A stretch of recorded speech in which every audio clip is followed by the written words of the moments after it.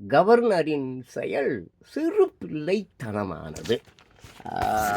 முதலமைச்சர் மு.க. ஸ்டாலின் கருத்து. ஓகே. சென்னை ஜனவரி 7, 2025. நம்ம இந்த டேட்டுலாம் கரெக்டாக சொல்லிடணுங்க. பிற்காலத்தில் யாராவது சொல்ல முடியாது. இன்றைக்கி 4 பேர் கூட பார்க்கல, வருங்காலத்தில் 4 வருஷம் பொறுத்து என் வீடியோ 4 லட்சம் பேர் பார்க்கலாம். அது பாட்டுக்கு கலக்கும். 17,000 வீடியோ போட்டு வச்சுருக்கேன். எவ்வளோ யூடியூப்பில் 17,000 வீடியோ. சரி, அது போகட்டும். ஸ்கூலில் படிக்கிற பிள்ளைங்க இருக்குதே, காலையில் ப்ரேயரில் கொடியை ஏற்றும்போது கூட தேசிய கீதம் அதுங்களுக்கே ஒழுங்காக பாட தெரியாது. காலையில் மனப்பாடம் பண்ணி தினம் தான் பாடும். சரி, இவ்வளோ விட்டுருவோம். 1967 அண்ணா அவர்கள் ஆட்சி அமைச்சார். 2 வருடம் தான் பாவம். அப்புறம் இறந்துட்டார். 69 அவர் இறந்து போயிட்டார். அதுக்கப்புறம் எலெக்ஷன் இல்லை, எதுவுமே இல்லை. இவங்க அப்பா வந்தார். இவங்க அப்பா யார்?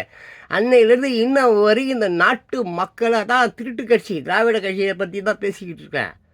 அவங்க அப்பாவிலேருந்து இன்றைக்கி இவங்க குடும்பத்தில் இருக்கிற கடைசி புள்ள இருக்குத, அதுவாது தேசிய கீதம் பாடுமா? சொல்லுங்கள். சிறுபிள்ளைத்தனமானது. ஐயோ, இந்த அல்லக்கை பசங்க துட்டுக்கும் கோட்டருக்கும் பிரியாணிக்கும் நான் ஆசைப்பட்டு மக்களுக்கு, சொந்த மக்களுக்கு துரோகம் பண்ண வந்தாயா தமிழன். தேச துரோகி யாருன்னு கேட்டால் தமிழன் என்று சொல்லடான்னு சொல்லுங்களா. பாவம், இவங்களெல்லாம் திருத்தறதுக்கு பாரதி செத்து போனது தான். புதுமை புதுமை புதுமை புரட்சின்னு செத்து போயிட்டார் சோறு தண்ணி இல்லாமல்.